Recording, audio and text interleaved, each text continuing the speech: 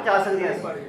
आप जे भाई साहब जे तुसी आप वैक्सीनेट होगे, ਤੁਹਾਡਾ ਪਰਿਵਾਰ ਸਾਰਾ ਵੈਕਸੀਨੇਟ ਹੋਏਗਾ ਤੇ ਬੱਚੇ ਆਪਣੇ ਆਪ ਸੇਫ ਹੋ ਜਾਣਗੇ।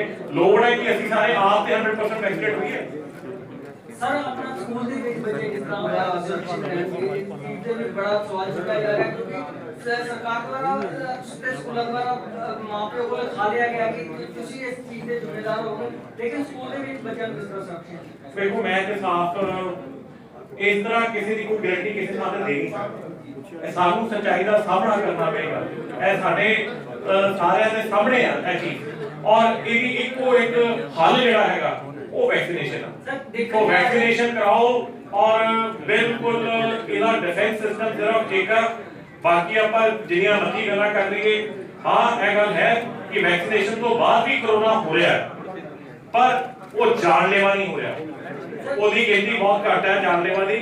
ਸੋ ਇੱਕੋ ਇੱਕ ਹੱਲ ਹੈ ਕਿ ਅਸੀਂ ਵੈਕਸੀਨੇਸ਼ਨ ਕਰਾਈਏ। ਸਰ ਡਿਸਪੈਂਸਰੀਆਂ ਦੇ ਵਿੱਚ ਵੀ ਆਮ ਤੌਰ ਤੇ ਵੇਖਿਆ ਜਾ ਰਿਹਾ ਵੀ ਡੋਜ਼ ਘੱਟ ਆ ਰਹੀ ਹੈ ਤੇ ਮੈਂਬਰ ਜ਼ਿਆਦਾ ਜਾ ਰਹੇ ਨੇ, ਤੇ ਲੇਕਿਨ ਜਿਹੜੇ ਲੋਕੀ ਇਹਨਾਂ ਨੂੰ ਬਹੁਤ ਖੱਜਲ ਖੁਆਰ ਹੋ ਕੇ ਵਾਪਸ ਆ ਰਹੇ ਨੇ, ਉਹਨਾਂ ਨੂੰ ਵੈਕਸੀਨੇਸ਼ਨ ਲਗਾਉਣੀ। ਇਹ ਪ੍ਰਸ਼ਨ ਪਹਿਲੇ ਵੀ ਆਇਆ ਸੀਗਾ ਔਰ ਮੈਂ ਇਹਨੂੰ ਕਲੈਰਿਟੀ ਕੀਤੀ ਇਸ ਗੱਲ ਦੇ ਵਿੱਚ ਕਿ ਠੀਕ ਹੈ ਮੈਨੇਜਮੈਂਟ ਇਸ਼ੂਜ਼ ਹੋ ਸਕਦੇ ਆ, ਪਰ ਸਾਨੂੰ ਮੈਨੇਜਮੈਂਟ ਇਸ਼ੂ ਸਾਨੂੰ ਸਾਰਿਆਂ ਨੂੰ ਰਲ ਕੇ ਦੁਰਸਤ ਕਰਨੇ ਪੈਣਗੇ।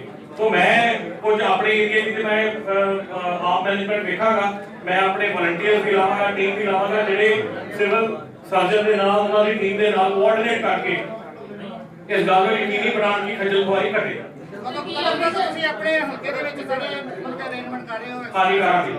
ਫਿਰ ਅੰਮ੍ਰਿਤਸਰ ਜ਼ਿਲ੍ਹੇ ਦੇ ਵਿੱਚ ਹੀ ਜ਼ਿਆਦਾ ਜ਼ਰੂਰਤ ਹੈਗੀ ਆ ਵੈਕਸੀਨੇਸ਼ਨ ਦੀ, ਜਾਂ ਬਾਕੀ ਜ਼ਿਲ੍ਹਿਆਂ ਦੇ ਵਿੱਚ ਵੀ ਤੁਸੀਂ ਬਾਕੀਆਂ ਨੂੰ ਕਹਿ ਰਹੇ ਹੋ ਕਿ ਇਹੋ ਜਿਹੇ ਕੋਈ ਪਹਿਲੀ ਮੈਂ ਇਹ ਕਹਿ ਰਿਹਾ ਕਿ ਸਾਰੇ ਹਿੰਦੁਸਤਾਨ ਦੇ ਵਿੱਚ ਇਹੋ ਜਿਹੇ ਕੈਂਪੇਨ ਚੱਲਣ, ਔਰ ਅੱਜ ਇਹ ਪਹਿਲਕਦਮੀ ਅਸੀਂ ਕਰ ਦਿੱਤੀ ਹੈ ਐਂਡ ਮੈਂ ਸੋਚਦਾ ਕਿ ਇਸ ਪਹਿਲਕਦਮੀ ਨੂੰ ਸਕਾਰਾਤਮਕ ਤਰੀਕੇ ਨਾਲ ਵੇਖਦੇ ਹੋਏ ਬਾਕੀ ਵੀ ਹਿੰਦੁਸਤਾਨ ਦੇ ਵਿੱਚ ਸਾਰੇ ਲੀਡਰਸ ਵੀ ਔਰ ਸੋਸ਼ਲ ਆਰਗੇਨਾਈਜੇਸ਼ਨ ਨੂੰ ਫੋਲੋ ਕਰਨ। ਗੁਲਾਰੀਆ ਸਾਹਿਬ ਇੱਕ ਸਵਾਲ ਹੈ ਕਿ ਜਿਹੜਾ ਤੁਸੀਂ ਅੱਜ ਹਾਂਜੀ ਜੀ ਜਿਹੜਾ ਤੁਸੀਂ ਅੱਜ ਲਾਂਚ ਕੀਤੀ ਹੈ ਆਪਣਾ #ਅੰਮ੍ਰਿਤਸਰ ਲੀਡਰ ਕੈਂਪ, ਇਸ ਦਾ ਮੈਂ ਪੁੱਛਣਾ ਚਾਹੁੰਦਾ ਕਿ ਇਹ ਸਰਕਾਰ ਵੱਲੋਂ ਹੈ ਕਿ ਤੁਹਾਡੇ ਵੱਲੋਂ ਹੈ।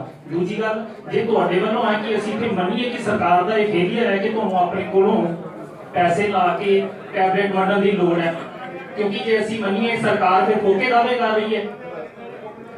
ਦੇਖੋ ਇਹਦੇ ਵਿੱਚ ਕਦੀ ਵੀ ਕੋਈ ਉਪਰਾਲੇ ਥੋੜੇ ਜਾਂ ਵੱਧ ਨਹੀਂ ਹੁੰਦੇ, ਔਰ ਮੈਂ ਸਮਝਦਾ ਕਿ ਸਰਕਾਰ ਨੇ ਵੀ ਆਪਣੇ ਉਪਰਾਲੇ ਕੀਤੇ ਨੇ, ਸੈਂਟਰ ਨੇ ਵੀ ਕੀਤੇ ਨੇ, ਸਟੇਟ ਨੇ ਵੀ ਕੀਤੇ ਨੇ, ਪਰ ਮੈਂ ਇਹਦੇ ਵਿੱਚ ਇੱਕ ਐਡੀਸ਼ਨ ਕਰਨਾ ਚਾਹੁੰਦਾ ਸੀ। ਮੈਂ ਇਹਦੇ ਵਿੱਚ ਆਪਣੇ ਵੱਲੋਂ ਯੋਗਦਾਨ ਪਾਉਣਾ ਚਾਹੁੰਦਾ ਸੀਗਾ, ਔਰ ਯੋਗਦਾਨ ਦੇ ਨਾਲ ਕਈ ਵਾਰੀ ਕਈ ਚੀਜ਼ਾਂ ਇਹੋ ਜਿਹੀਆਂ ਹੁੰਦੀਆਂ ਨੇ ਕਿ ਜਿਹਦੇ ਵਿੱਚ ਜਿੰਨਾ ਯੋਗਦਾਨ ਪਾਇਆ ਜਾਏ ਉਨਾ ਹੀ ਘੱਟ ਹੈ, ਔਰ ਇਸ ਕਰਕੇ ਜਿੱਥੇ ਸਰਕਾਰਾਂ ਆਪਣਾ ਕੰਮ ਕਰ ਰਹੀਆਂ ਨੇ, ਬਖੂਬੀ ਕਰ ਰਹੀਆਂ ਨੇ, ਮੈਂ ਉਹਦੇ ਵਿੱਚ ਆਪਣਾ ਵੀ ਯੋਗਦਾਨ ਪਾਉਣਾ ਚਾਹੁੰਦਾ ਔਰ ਬੱਚਿਆਂ ਨੂੰ ਨਾਲ ਲੈ ਕੇ ਇਹ ਕੰਮ ਕਰਨਾ ਚਾਹੁੰਦਾ। ਆਕਸੀਜਨ ਦੀ ਕਮੀ ਹੋਣਾ, ਸਾਡੇ ਹੈਲਥ ਸਿਸਟਮ ਦਾ ਕ੍ਰੈਸ਼ ਕਰ ਜਾਣਾ, ਸਰਕਾਰਾਂ ਕੱਲੇ ਹਿੰਦੁਸਤਾਨ ਦੀਆਂ ਨਹੀਂ ਅਮਰੀਕਾ ਤੱਕ ਦੀਆਂ ਫੇਲ ਹੋ ਗਈਆਂ, ਕਿਉਂਕਿ ਸਾਰਾ ਕੁਝ ਸਰਕਾਰ ਦੇ ਹੱਥ ਵਿੱਚ ਨਹੀਂ ਹੁੰਦਾ। ਇੰਨਾ ਤੰਤਰ ਮੰਤਰ ਕੋਈ ਵੀ ਸਰਕਾਰ ਕੋ ਹੋ ਹੀ ਨਹੀਂ ਸਕਦਾ। ਔਰ ਅੱਜ ਦੂਜੀ ਵੇਵ ਜਦੋਂ ਖਤਮ ਹੋ ਗਈ ਤਾਂ ਅਸੀਂ ਦੁਬਾਰਾ ਉਸੇ ਤਰ੍ਹਾਂ ਆਪਣੀ ਰੋਜ਼ਾਨਾ ਜ਼ਿੰਦਗੀ 'ਚ ਮਸ਼ਰੂਫ ਹੋ ਗਏ ਔਰ ਭੁੱਲ ਗਏ ਕਿ ਦੂਜੀ ਵੇਵ ਨੇ ਹਸ਼ਰ ਕੀ ਕੀਤਾ ਸੀ। ਅੱਜ ਤੀਜੀ ਵੇਵ ਦਾ ਫਿਰ ਤੋਂ ਰੌਲਾ ਪੈ ਰਿਹਾ, ਪਰ ਸਾਡੇ 'ਚ ਕੋਈ ਸਹੂਲਤ ਨਹੀਂ ਦਿਖਾ ਰਿਹਾ। ਪੁਰਾਣਾ ਬੰਨਿਓ ਸਾਰੇ ਬੈਠੇ ਆ, ਤੁਸੀਂ ਵੀ ਬੈਠੇ ਹੋ, ਮੈਂ ਵੀ ਬੈਠਾ, ਮਾਸਕ ਕਿਸੇ ਨੇ ਵੀ ਨਹੀਂ ਲਾਇਆ, ਇਹ ਇੱਕ ਵੀਰ ਨੇ ਲਾਇਆ ਸਿਰਫ ਇੱਕ ਨੇ। ਇਹ ਕਿੰਨੇ ਬੰਦੇ ਬੈਠੇ ਆ? ਉਹ ਕਹਿਣ ਦਾ ਪਾਵਰ ਅਣਜਾਣ ਬਣੇ ਬੈਠੇ। ਇਹ ਕੰਟੈਸਟ ਸੁੱਤੀ ਹੋਈ ਆਵਾਮ ਨੂੰ ਜਗਾਉਣ ਵਾਸਤੇ ਔਰ ਦੱਸਣ ਵਾਸਤੇ ਕਿ ਜਾਗੋ, ਔਰ ਇਸ ਦਾ ਮਾਧਿਅਮ ਮੇਰੇ ਹਿਸਾਬ ਨਾਲ ਸਾਡੇ ਘਰਾਂ ਦੇ ਵਿੱਚ ਜਿਹੜੇ ਬੱਚੇ ਨੇ ਨਾ, ਅੱਜ ਦੀ ਡੇਟ ਸਾਡੇ ਤੋਂ ਵੱਧ ਸੁਹਿਰਦ ਹੈ, ਔਰ ਉਹਨਾਂ ਨੂੰ ਜਗਾਉਣ ਵਾਸਤੇ ਇਹ ਮਾਧਿਅਮ ਚੁਣਿਆ ਗਿਆ ਕਿ ਅਸੀਂ ਬੱਚਿਆਂ ਦੇ ਰਾਹੀਂ ਸੁਨੇਹਾ ਕਰਨਾ ਹੈ ਵੱਡਿਆਂ ਨੂੰ ਕਿ ਤੀਜੀ ਵੇਵ ਆ ਰਹੀ ਹੈ, ਇਸ ਤੋਂ ਬਚਣਾ ਹੈ ਤਾਂ ਵੈਕਸੀਨੇਸ਼ਨ ਹੀ ਇੱਕ ਕੱਲਾ ਹੱਲ ਹੈ। ਔਰ ਜਿਹਦੀ ਵੈਕਸੀਨੇਸ਼ਨ ਅਸੀਂ ਕਰਾਂਗੇ ਔਰ ਇਹਨੂੰ ਜਿੰਨਾ ਵਧੀਆ ਤਰੀਕੇ ਦੇ ਨਾਲ 100% ਵੈਕਸੀਨੇਸ਼ਨ ਹੋ ਜਾਏ ਤਾਂ ਹੀ ਅਸੀਂ ਬਚ ਸਕਦੇ ਹਾਂ। ਔਰ ਜਿੱਥੇ ਅਸੀਂ ਵੈਕਸੀਨੇਸ਼ਨ ਨੂੰ ਬੜਾਵਾ ਦੇਣਾ ਹੈ, ਉਹਦੇ ਨਾਲ ਨਾਲ ਬੱਚਿਆਂ ਦੇ ਵਿੱਚ ਕ੍ਰੀਏਟੀਵਿਟੀ ਪੈਦਾ ਕਰਨੀ, ਕਿਉਂਕਿ ਪਿੱਛੇ ਕਈ ਸਮੇਂ ਤੋਂ ਵੇਖਿਆ ਕਿ ਸਮਾਜ ਨੂੰ ਅਸੀਂ ਡਿਪੈਂਡੈਂਟ ਬਣਾ ਦਿੱਤਾ ਹੈ ਔਰ ਹਰ ਕੋਈ ਚੀਜ਼ਾਂ ਨੂੰ ਹਾਸਲ ਕਰਨਾ ਭੁੱਲ ਚੱਲੇ ਹਨ। ਕੰਪੀਟੀਟਿਵ ਸਪਿਰਿਟ ਖਤਮ ਹੋਈ ਜਾ ਰਹੀ ਹੈ। ਹਰ ਕੋਈ ਫ੍ਰੀ ਚੀਜ਼ ਭਾਲਦਾ ਕਿ ਮੈਨੂੰ ਫ੍ਰੀ ਮਿਲ ਜੇ, ਹਰ ਕੋਈ ਕਹਿੰਦਾ ਕਿ ਮੈਨੂੰ ਫ੍ਰੀ ਟੈਲੀਫੋਨ ਮਿਲ ਜੇ, ਫ੍ਰੀ ਮੋਬਾਈਲ ਮਿਲ ਜੇ। ਮੈਂ ਇਸ ਚੀਜ਼ ਨੂੰ ਲੈ ਕੇ ਕਰਨਾ ਚਾਹੁੰਦਾ ਕਿ ਫ੍ਰੀ ਚੀਜ਼ਾਂ ਜਿਹੜੀਆਂ ਨੇ ਉਹਨਾਂ ਨੂੰ ਖਤਮ ਕੀਤਾ ਜਾਵੇ ਔਰ ਕੰਪੀਟੀਟਿਵ ਇੱਕ ਜਿਹੜਾ ਕੰਪੀਟੀਸ਼ਨ ਦੀ ਸਪਿਰਿਟ ਹੈ ਉਸ ਨੂੰ ਬੜਾਵਾ ਦਿੱਤਾ ਜਾਵੇ। ਸੋ ਜਿਹੜਾ ਕੰਪੀਟੀਸ਼ਨ ਹੈ ਇਹਦੇ ਵਿੱਚ ਸਿਰਫ 60 ਐਂਡਰੋਇਡ ਰੱਖੇ ਗਏ ਔਰ 60 ਐਂਡਰੋਇਡ ਟੈਬਲੇਟਸ ਨੂੰ ਹਾਸਲ ਕਰਨ ਵਾਸਤੇ ਮੈਂ ਚਾਹੁੰਦਾ ਕਿ ਸਾਡੇ ਬੱਚੇ ਆਪਣਾ ਹੁਨਰ ਦਿਖਾਣ ਔਰ ਆਪਣੀ ਸੁਹਿਰਦਤਾ ਦਿਖਾਣ ਔਰ ਵੱਡਿਆਂ ਨੂੰ ਜਾਗਰੂਕ ਕਰਨ। ਸੋ ਲੋੜ ਜਿਹੜੀ ਆ ਉਹਦੇ ਬਾਰੇ ਮੈਂ ਦੱਸਣਾ ਚਾਹੁੰਦਾ ਕਿ ਸਾਡੀਆਂ ਮਾਤਾਵਾਂ ਨੇ ਘਰਾਂ ਦੇ ਵਿੱਚ ਰਹਿ ਕੇ ਆਪਣੀ ਜੀਵਨ ਸ਼ੈਲੀ ਬਦਲ ਦਿੱਤੀ ਆਪਣੇ ਬੱਚਿਆਂ ਦੀ ਖਾਤਰ। ਔਰ ਮੇਰਾ ਖਿਆਲ ਹੈ ਤੁਹਾਡੇ ਚੋਂ ਵੀ ਕਈ ਜਣੇ ਆਪਣੇ ਬੱਚਿਆਂ ਦੀ ਜਿਹੜੀਆਂ ਆਨਲਾਈਨ ਕਲਾਸਿਸ ਲੱਗਦੇ ਹੋਣਗੀਆਂ ਉਹਨਾਂ ਵਿੱਚ ਤੁਸੀਂ ਵੀ ਬੈਠੇ ਹੋਵੋਗੇ। ਮੈਂ ਤੇ ਆਪਣੇ ਬੇਟੇ ਨਾਲ ਕਈ ਵਾਰੀ ਵੇਖਿਆ ਕਿ ਆਨਲਾਈਨ ਕਲਾਸਿਸ ਦੇ ਵਿੱਚ ਬਹੁਤ ਜ਼ਿਆਦਾ ਬੜਾਵਾ ਮਿਲ ਗਿਆ ਔਰ ਜ਼ਿੰਦਗੀ ਦਾ ਇੱਕ ਸਿਸਟਮ ਬਣ ਗਿਆ। ਸਾਡੇ ਸਕੂਲਾਂ 'ਚ ਜਿਹੜੀਆਂ ਭੈਣਾਂ ਪੜਾਉਂਦੀਆਂ ਨੇ, ਟੀਚਰਸ ਪੜਾਉਂਦੀਆਂ ਨੇ, ਉਹਨਾਂ ਨੇ ਇੰਨਾ ਵੱਡਾ ਯੋਗਦਾਨ ਦਿੱਤਾ ਆਪਣੇ ਘਰ ਪਰਿਵਾਰ ਨੂੰ ਵੀ ਚਲਾਉਣਾ ਔਰ ਆਨਲਾਈਨ ਕਲਾਸਿਸ ਵੀ ਲਾਉਣੀਆਂ। ਇੱਕ ਬੜਾ ਵੱਡਾ ਇੱਕ ਸਮਾਜ ਦੇ ਵਿੱਚ ਇੱਕ ਬਦਲਾਅ ਆਇਆ ਔਰ ਜਿਹੜੀ ਅੱਜ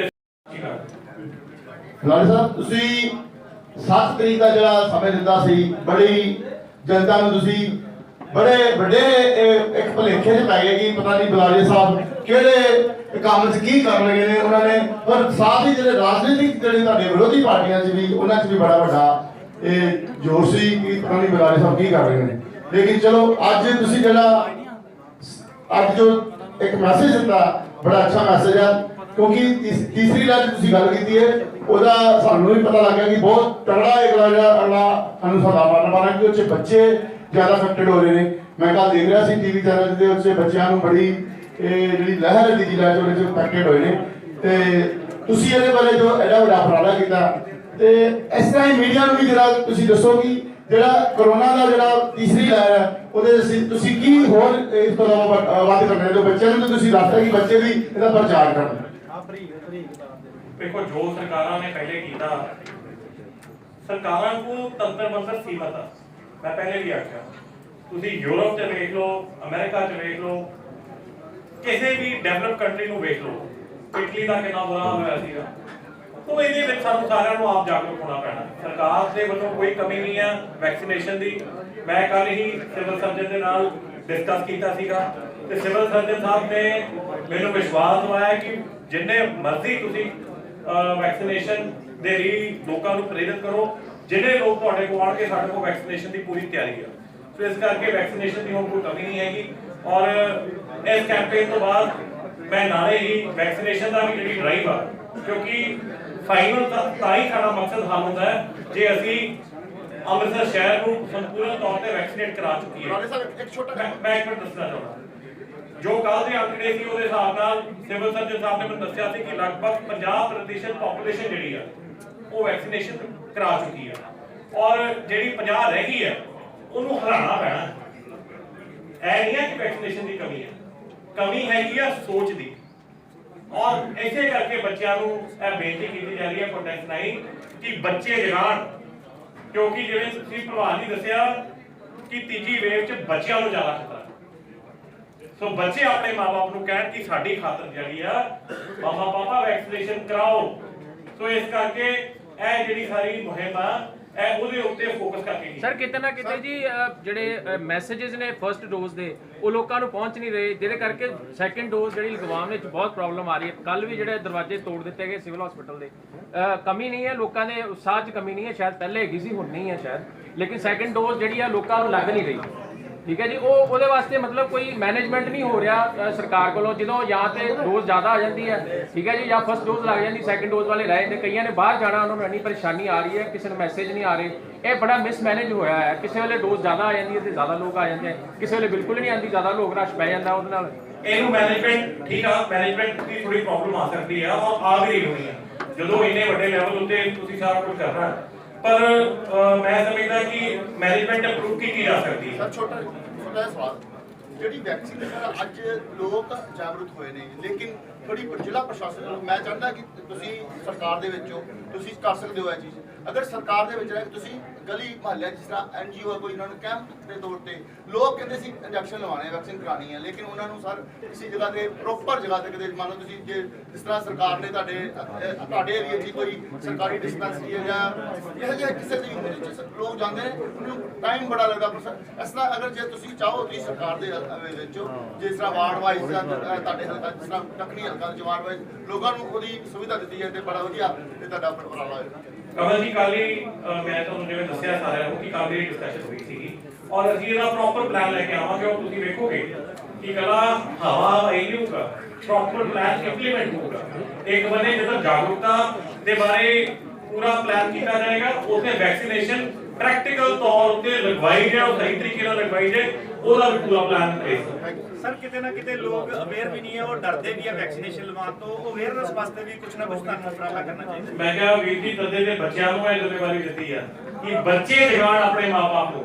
ਜਿਹੜੀ ਮੈਂ ਫਿਰ ਉਸੇ ਗੱਲ ਤੇ ਦੁਬਾਰਾ ਆਵਾਂਗਾ, ਜਿਹੜੀ ਥਰਡ ਵੇਵ ਆ ਰਹੀ ਆ ਇਹਦੇ ਵਿੱਚ ਸਭ ਤੋਂ ਵੱਧ ਖਤਰਾ ਜਿਹੜਾ ਉਹ ਬੱਚਿਆਂ ਨੂੰ ਆ। ਤੁਸੀਂ ਵੇਖਦੇ ਹੋਣਾ WHO ਦੇ ਵੀ ਸਾਰੇ, ਤੁਸੀਂ ਵੇਖਦੇ ਹੋਣਾ ਟੀਵੀ ਤੇ ਵੀ ਵੇਖਦੇ ਹੋਣਾ, ਉਹ ਲੋੜ ਹੈ ਕਿ ਅਸੀਂ ਸਾਰੇ ਉਸ ਖਤਰੇ ਦੇ ਆਉਣ ਤੋਂ ਪਹਿਲੇ ਜਾਗੀਏ।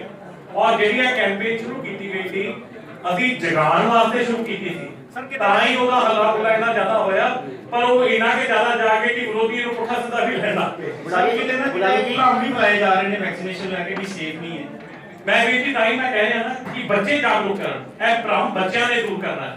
ਉਹ ਆਪਣੀ ਕ੍ਰੀਏਟੀਵਿਟੀ ਫਾਰਮ ਦੇ ਰਾਹੀਂ, ਚਾਹੇ ਉਹ ਸਕਿੱਟ ਆਪਣੇ ਮਾਪੇ ਵੇਖੋ, ਇਹਦੇ ਵਿੱਚ ਜੇ ਰੂਹ ਵਿੱਚ ਝੋੜਨੀ ਪਈ ਨਾ ਤੇ ਝੋੜਨੀ ਪੈਣੀ ਆ। ਬਲਾਈ ਜੀ ਤੁਸੀਂ ਗੱਲ ਤੇ ਕਰਤੀ ਹੈ ਬੱਚਿਆਂ ਦੀ, ਬੱਚਿਆਂ ਵਾਸਤੇ ਵੈਕਸੀਨ ਹਜੇ ਆਈ ਨਹੀਂ, ਵੱਡੇ ਨੇ ਵੈਕਸੀਨ ਲਵਾ ਲੈਣਗੇ, ਬੱਚੇ ਦੀ ਵੈਕਸੀਨ ਹਜੇ ਆਈ ਨਹੀਂ। ਦੇਖੋ ਇਹ ਜਿਹੜੀਆਂ ਚੀਜ਼ਾਂ ਨੇ ਇਹ ਤੇ WHO ਨੇ ਡਿਸਾਈਡ ਕਰਦੀਆਂ ਨੇ ਕਿ ਉਹ ਕਦੋਂ ਵੈਕਸੀਨ ਬਣੇਗੀ, ਕਿਸ ਤਰੀਕੇ ਨਾਲ ਆਉਣਾ ਹੈ, ਪਰ ਸਭ ਤੋਂ ਪਹਿਲੇ ਜਿਨ੍ਹਾਂ ਦੀ ਹੈ ਉਹਦੇ ਲਵਾਉਣ, ਜਿਨ੍ਹਾਂ ਦੀ ਵੈਕਸੀਨੇਸ਼ਨ ਬਣ ਕੇ ਆ ਚੁੱਕੀ ਹੈ ਉਹ ਤੇ ਲਵਾਉਣ।